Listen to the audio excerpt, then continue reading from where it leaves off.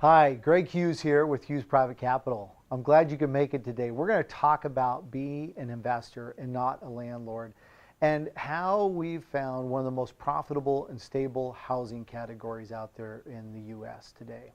So now I know when you listen to this today, you're going to probably have some additional questions. We would love for you to come to one of our events. They happen almost every month.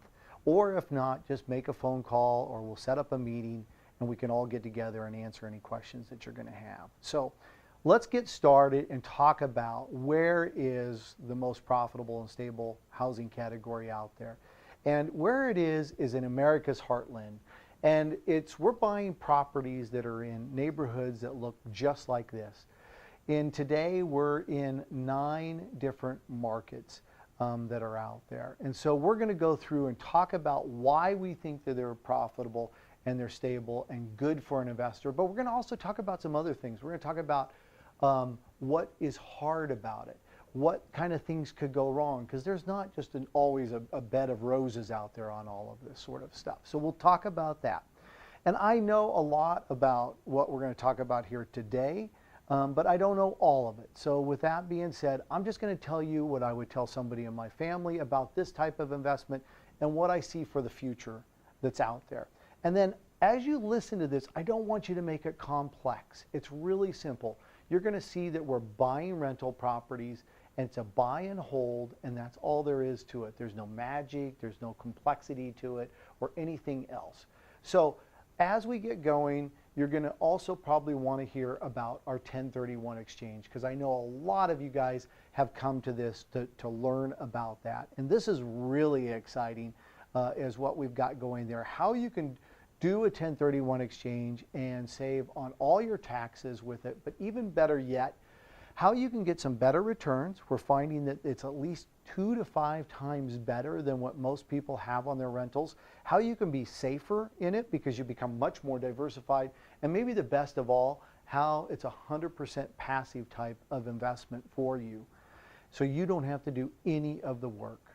Now, you're going to see that this is not our first rodeo. So that's me to the left, and that's my business partner, Steve Sixberry, to the right. We've been around for now almost a decade as Hughes Private Capital.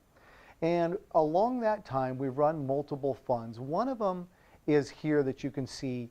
It's called ROI Strategy. So I just want to give you a little bit of background on what we've done. This one's still running today. It's doing well. It just doesn't take on any new capital. It was a fund that we put together to do lease to owns for people. And as you can see, it's returned somewhere between just a little bit below 10% and a little bit below 12%. So kind of in that same range that as we're going to talk about our fund today, Guardian. But this is one of them, and you can also see the blue line there. The blue line is ROI Strategies, and it's comparing to the S&P 500 and the Dow Jones, and you can see the consistency that it's had. It's the same thing for Guardian as you'll see in just one moment. So that's one of the funds that we've run. We also run another different business called Advance Commission. It gives advances to realtors on their commission when they get a property into escrow. So realtors have lumpy cash flows, so sometimes they're looking to get some type of money up front, and that's what we do. We give them an advance. And in this case, investors with us make 10.5% on that. So that's another business that we run. And then the one we're going to talk about today is Guardian. Now, Guardian is at 10.95% on its current net return there, as you can see. Now, Guardian is only a year and a half old at this point, but we've got a lot of experience behind us that has helped to build this. You can see there again on the chart for Guardian, the blue line is Guardian. The green is the Dow Jones, and the purple is the S&P 500. Now, we know that the stock market's been on quite a tear lately. So you can see how well we've even stayed up with that, but you can see more importantly how consistent our return is overall. Now, what's the red line? The red line is a 10-year Treasury bond. That is a very consistent return, we know, but it's also a very low return. So we'll tell you a lot more about Guardian today because that's what we're here to talk about. But before we do that, we have a little saying around here. We like to say we reserve the right to get smarter. So, you know, Steve and I have been business partners now for almost a decade, But we've done lots of other things in our life, right? So it hasn't been just that. It's been over the last 35 years where we've run multiple businesses. We've invested our own money in real estate, our own money in the stock market. And as we've done all that, we've gotten smarter, just like everybody else out there. And things have evolved.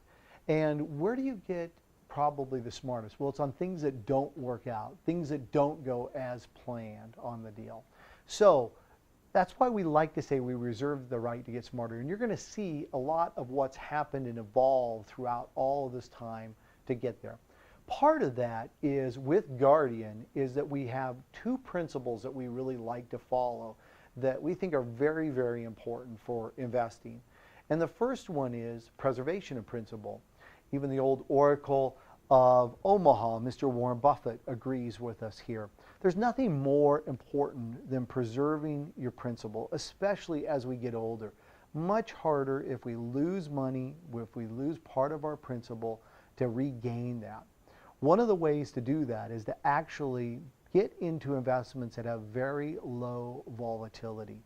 Now, what's volatility? Volatility is swinging up and down with your investment. Now, that's something we talk a lot about, like say at our events, or if you wanted to even order our investor kit, it'll have a lot of information in there. We're not going to go over much of that today, but what I want to do is make sure that you're aware of that, because volatility robs your portfolio of its return, and that's important. It also makes your investment much more risky because of your buying at the right time or selling at the wrong time, all those different things that go along with that. So big thing, preservation of principle. So I want you just to take 2 seconds and think of a time that you lost money. I bet it comes to you very quickly. I know for myself, I lost $250,000 back in 2002, and it's something that I don't want to experience again. So we work really hard at making sure that our investments preserve the principal. So that's number one. Our second one is consistent return on investment. Now, Guardian is an investment that is all about the cash flow and nothing to do with appreciation.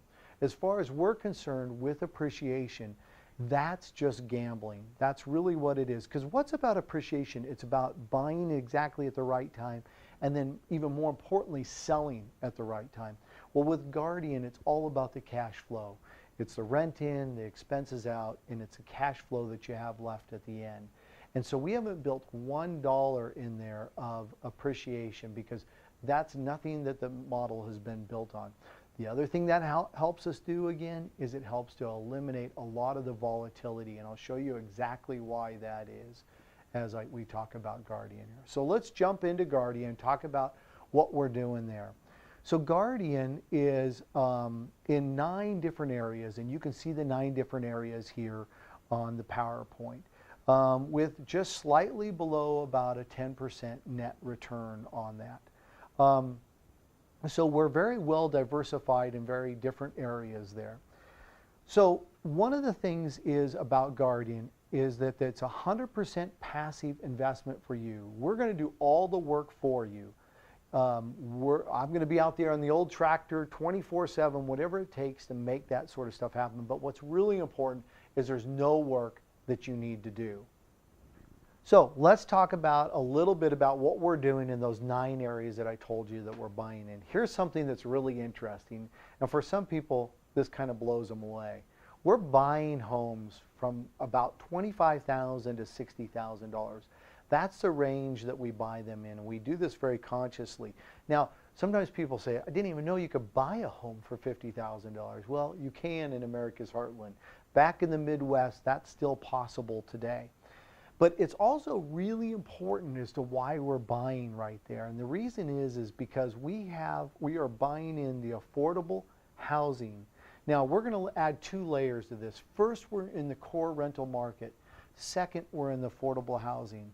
And that's really important because affordable housing is the safest place to be when you're investing. That's why we say this is one of the best and one of the most stable housing categories that's out there today. So let's talk about just a few things as to why that is. Well, one, because they're affordable, we can keep these properties rented most all the time. Two, we get a really healthy rent ratio, and we'll talk about what that means overall. And number three, maybe what the most important of all, these homes don't fluctuate in value. Remember when we talked about timing in the market? We don't have hardly any timing in the market.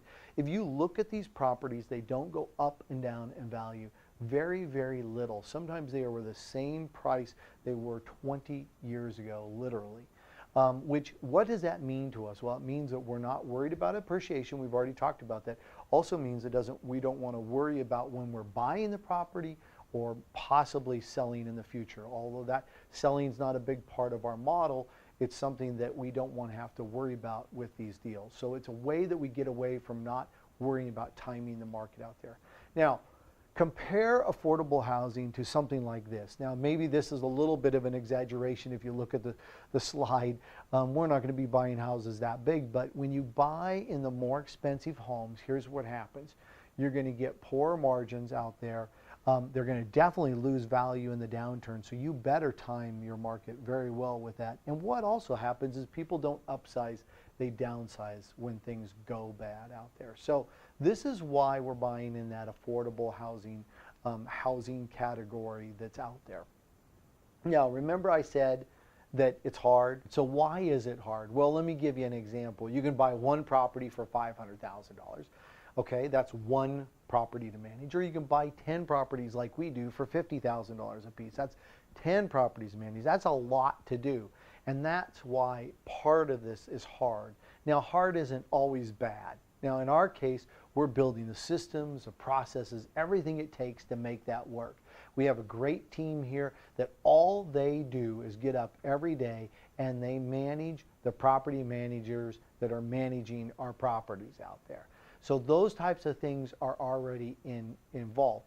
Now, the other piece is that it's hard because you're managing all of those. That also keeps people out of this. They're out of the niche. And so we have less competition because of that. And so that helps to make actually things better for us. So yes, it's hard on this side because you got to really manage everything. But over here, you gain some advantages because of that on that. So that's why it's hard. I would also not recommend somebody just to run back and do 10 homes on their own back there because it is hard. But as you build the economies of scale, it gets better and better. And that's what we're doing. At this point, we're at over a couple hundred homes, and it's getting to be more and more every day. All right, let's take a look at just a couple of these homes. I love to show these. They almost all look the same. So here's one in Toledo, Ohio, a little 3-bedroom, 1-bath. Here's some insides of what that house looks like. Some nice little green shag carpet there for you. But you can see that it's a nice little home. They're older homes, but they're in good shape, and we keep them that way, and we make them that way. So if we need to put in dollars to get them to that point, then that's what we do. So here's another one that's in Cleveland, and it gives you a little bit of a feel for the inside.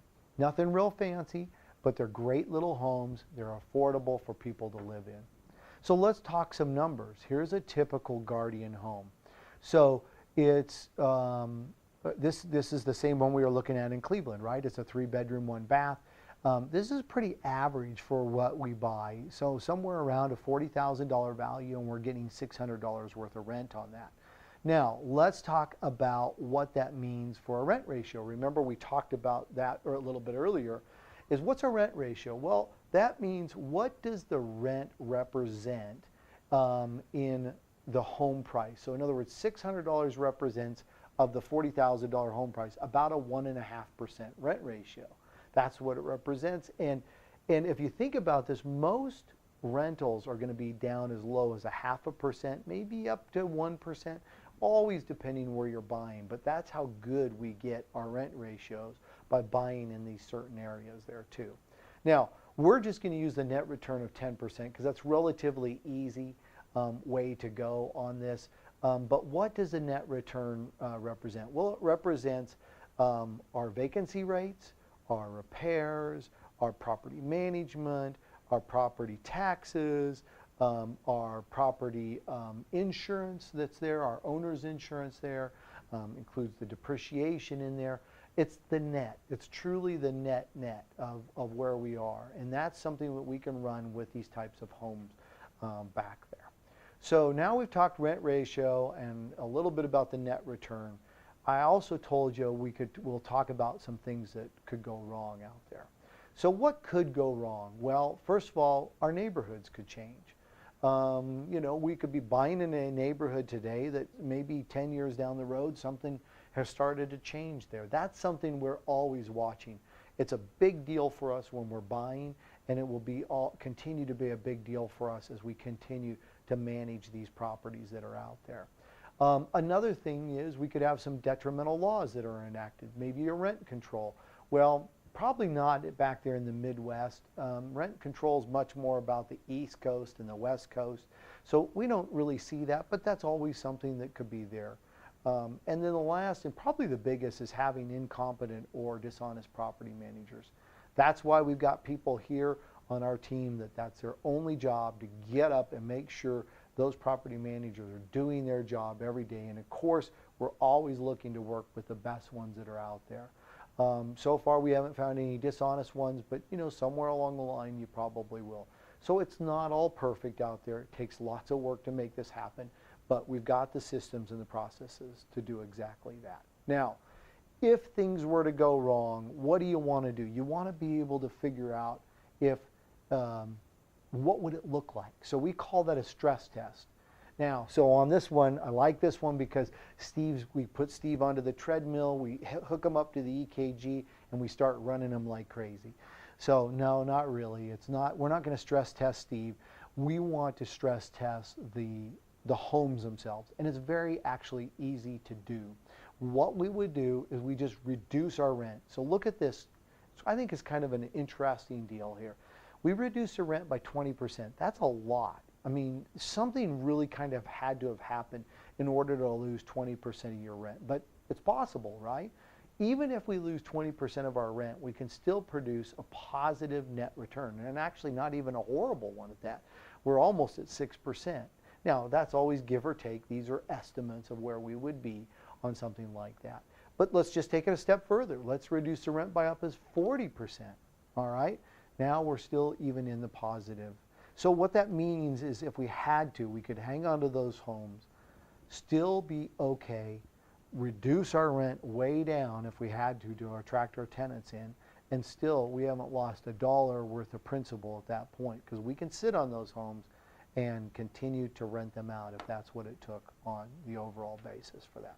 Now, how do we mitigate some of those challenges that we have? Well, very easily, and probably number one factor is to be geographically diversified. And it doesn't mean just in the different cities. It even means within the cities themselves. We're in different neighborhoods within those cities, and so every time we do that, it helps us that if one problem starts over here, all these other areas should be in pretty good shape overall on the deal. That's a great way to help with that. Now, the other piece of this is looking at it as a cash flow model again. You look at the way that our returns are for Guardian today. Those returns should stay relatively consistent over time. And what that also means to us is we're not going to get any big, huge bumps, but that also means we shouldn't get any big losses. And that helps along the way to keep, if there are some areas that have some challenges, that we have other areas that are continuing to be in a really nice, consistent area there. All right, well, that's how Guardian, or that's what Guardian's buying, that's how it works and all that sort of stuff. So let's talk about how you can actually participate in Guardian. You actually have two choices. You can come in as an investor, or you can come in as a lender. So you can invest in Guardian and be an owner, or you can be a lender in Guardian and lend to Guardian. So let's just break those two down. All right. If you come in as an owner, so that means you're going to be an investor in Guardian, this is the way that it works. You're going to get somewhere between 9 to 12% on your net returns. Now, as you come in as an owner, let me back up for 2 seconds here and just re-explain that. Guardian is an LLC, so you would come in, you would become a member of Guardian, meaning you're an owner. That's where you're going to get your returns. What's going to happen is you're going to earn a monthly pro rata share of the net profits.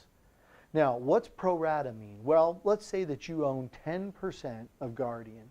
That means you're going to get 10% of the net profits each month. That's what that means. So when you hear me say pro rata, that's where we're going with that.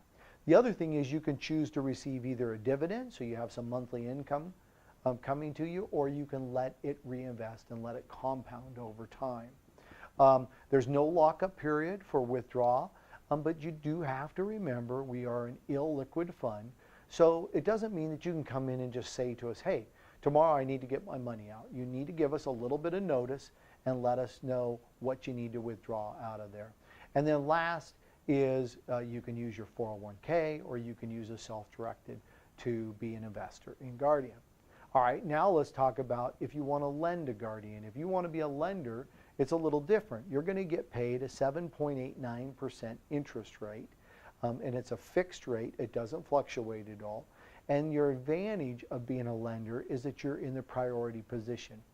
So what does that mean? Well, you're unsecured because you're not secured specifically against a home itself, but you're also secured against the entire fund. So I think this next slide explains it the best way. Right now, today, as I record this, we have $11 million in assets in Guardian. What that means is we've got about $1.5 million of that in the debt side. So that would be the lenders. And then we have the other $9.5 million in the equity side. That would be the investors on that. Well, both of those monies all go into one pot, and we go out and we buy homes with that. But what happens at the end of each month, the lenders get paid out first because they have an interest expense, right? It's an expense to the fund. They're paid out first. And then the net profits that are left over are there for the investors. So the lenders again get paid 7.89%, which is fixed. The investors are going to get somewhere between 9 and 12%. The advantage here again to the lender is they're always paid out first. Even if there were something that were to go horribly wrong with the fund, they're in the first position. So that's the way it works between being a lender and being an investor in Guardian on that. Now, that's the way that Guardian works itself. We're going to now start to talk about 1031 exchanges and how they're tax-free. Now, sometimes people will argue with me here because they want to say it's tax-deferred, and they're 100% right. But when you do a 1031 exchange, it is tax-free for that period of time. And we can talk more about that at another time, some more technicalities about that. But what I want you to understand with the 1031 exchange is that when you do a 1031 exchange into Guardian, as I'm going to show you now, you're going to be treated just like every other investor, or you can actually come in as a lender. It doesn't change from anything that we just looked at in the previous slides there. So I always think the best way to do this, give you a little example. Let's say that you went out and you bought a property, call it 20 years ago, that you bought a property for $150,000. Today it's worth $400,000. Okay, great. It's been a nice little property. You've rented it out. You've done all the things that go with that, but at this point you're kind of done and you're ready to get rid of it. Well, let's talk about a 1031 exchange. When you're going to go sell it, you need to get that into a 1031 escrow account. You can't ever take possession of the money. Once you do, then you can't do a 1031. We can help you to get to the right 1031 company. We're not a 1031 company, and we can help you get all that set up. So you would go out, you'd sell your property, you get it put into a 1031 exchange account. Now, what happens there? When you sell your property, what goes into that account? Cash, right? Cash goes into that account. Now, on a 1031, you have 45 days from the day that you sold your property to identify new properties and 180 days to close. Very easy to do if you're doing it with Guardian. It's really why we call it the Guardian solution, because we've solved this for so many people in not making it a difficult opportunity or deal to go out there and make happen. So once you've got it in your 1031 escrow account, this is the way that it works. You're going to take that $400,000 and you're going to take it and move it out of your escrow account. Now remember, that's cash, and we're going to exchange that in to Guardian and put 10 homes. We're going to just call it 10 homes at $40,000 a piece. It won't be exactly that. And those homes are going to be titled in your name. Whatever your other property was titled as, these are going to be titled in your name. That meets the 1031 requirements. That's what you had to do, move it from one property to another property, and you can do it to multiple properties as we're doing here. You took $400,000, we titled those properties in your name, but you're going to be treated just like a normal $400,000 investor in Guardian. So again, remember that pro rata? We talked about getting your pro rata share. Well, you're going to get $400,000, whatever that represents within inside the fund, of the pro rata share of the net profits of the entire fund. So not just based on your 10 homes. Those 10 homes are just titled in your name. You're going to get it based on all, let's call it 200 homes within inside of Guardian. So Guardian produces a net profit every month. You're getting your pro rata share of the $400,000, whatever that represents, of the net profit each month on that. Okay, now that meets our 1031 requirements, and that helps you to get diversified across a couple hundred homes as compared to just the 10 homes that are there. Now, what happens if we have to do some repairs or maintenance to those homes? It's the exact same thing. Guardian takes care of that, and because those homes stay within Guardian and continue to produce the net profit for everybody within inside of Guardian, that's the way that that works there with Guardian. So, all right, so now what happens if one of those homes or all 10 of those homes for you have gone vacant? It doesn't matter, because all that matters is that you've got those homes and those are titled in your name there. So in that case, yeah, it's not helping Guardian to have all your homes vacant, but for you, it's not adjusting that or anything's changing for you overall. You're still getting a complete part of the total amount of all the homes there. All right, well, someday along the way, you're going to want to withdraw your investment. How does that work for you? Well, you come in and tell us you want to withdraw your investment. We usually cry a little bit. We don't like to see our friends go, but it's actually very easy the way that it works. Now remember, you brought in $400,000, and we're going to just take those same homes, we're going to title them back into Guardian's name, and the $400,000 that we consider to be your principal that you invested in is coming back to you.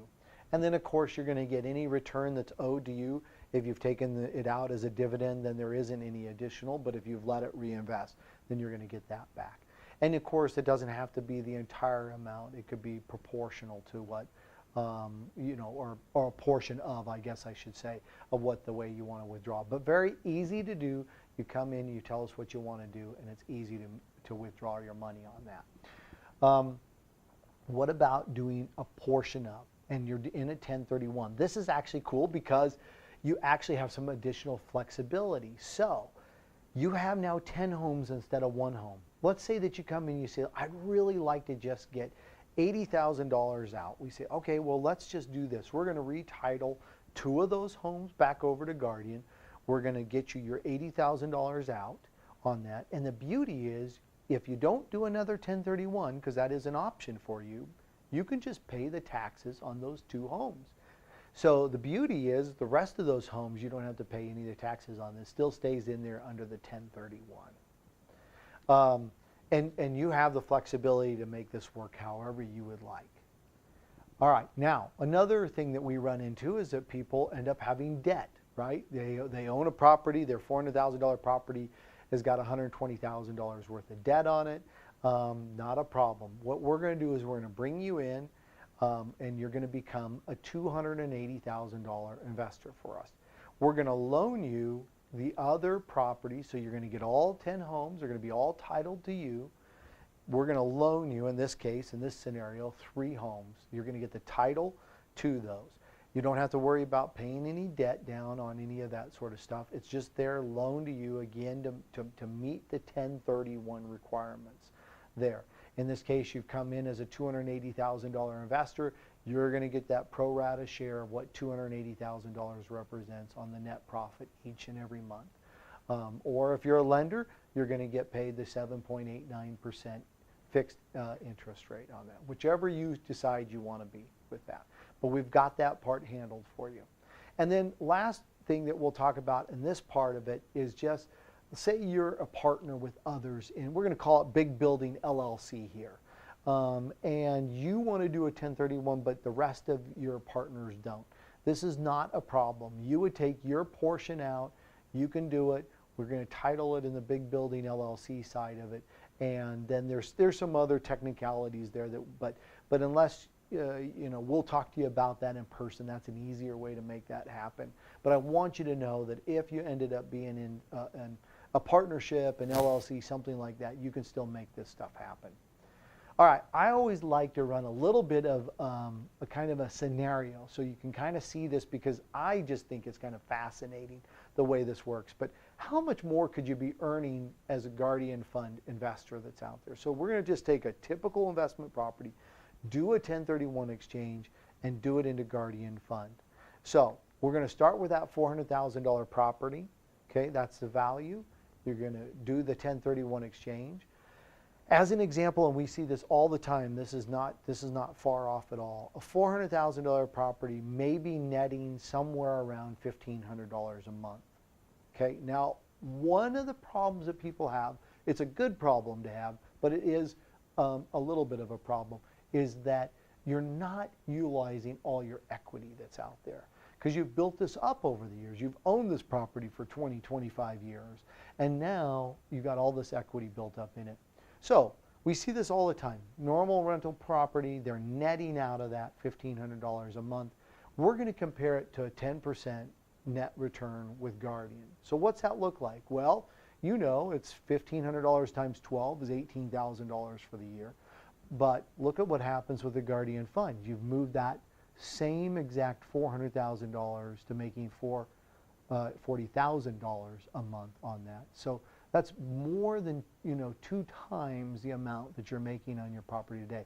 This is not unusual at all. Sometimes we see it to be far greater than this, all depending on the situation itself. And that doesn't mean that you weren't making a good return on your other property, because you probably bought it for a lot less. But your total of dollars of what you can make is a lot greater usually when you do a 1031 into Guardian. Now let's take a look at what happens after 10 years. Well, same typical investment property. You've got original investment of $400,000, and we're going to compound it for 10 years. Now, I can't figure out what you can compound your $18,000 for, because I don't know what you're going to use that money for. But if you take the Guardian side and you compound the $40,000 for 10 years in a row, you're going to come out with $682,000. Big difference on that. Now, obviously, you can do better than that with your typical investment property, but you got to get that $18,000 reinvested in order to do that. That's super easy to do with a Guardian Fund. And then last number we're going to look at is, let's look at as if we sold it all off, we were done, we sold the property off, you might have $580,000 there, as compared to having in the Guardian Fund where you have over $1 million in there. Not quite twice as much, but darn near. And the beauty of all that is that you didn't have to do anything. It was a passive investment for you that entire time. No leaky toilets to take phone calls for on that. So real easy little deal to do. Take any property that you have, figure out what your net profit is, multiply your equity, total equity times 10%, and it gives you an idea of how you could do with this type of deal. Another thing that we have out there for you is a calculator. If you go to 1031calculator.com, or you just go onto our website, which is hughescapital.com, you can run it. It will literally take you 3 minutes. You don't have to look up any fancy numbers or anything. It's going to ask you a couple of questions, and you can immediately see how much you can save in taxes by doing a 1031 exchange. And then on top of that, figure out what that means to you. If you're going to save $50,000 or $100,000 in taxes, which is very common, what does that mean for the future as well? Because you haven't given that to the tax man, and you're continuing to make money on that money. That's a big difference, especially over a long period of time. All right, that's pretty much the 1031 stuff. We're going to talk about a couple things, and then we're done here. But I think maybe the most important thing about everything we're going to talk about here today is know who you're doing business with. Now, in this case, this is not Steve and myself behind those masks, I promise you. But we know there's a lot of people that are out there that are behind those masks. And so one of the things that we really encourage you to do is I know this is great. You can see me and you can maybe get a little bit of a feel for me through this webinar, but what we really like you to do is to come meet with us at the very bare minimum, have a phone call, all those types of things, because this is the most important thing, is who you're doing business with. We can go to lunch, we can go to dinner, and whether or not you're talking to myself or Steve or Stacy, you need to get to know us, and then we'll take it from there, from being able to spend some time and to get you comfortable with who we are and what we represent. So anyways, we're really glad that you joined us today on Be an Investor and Not a Landlord, and we hope that we're going to be able to see you in the future. And until then, take care. Thank you for joining us.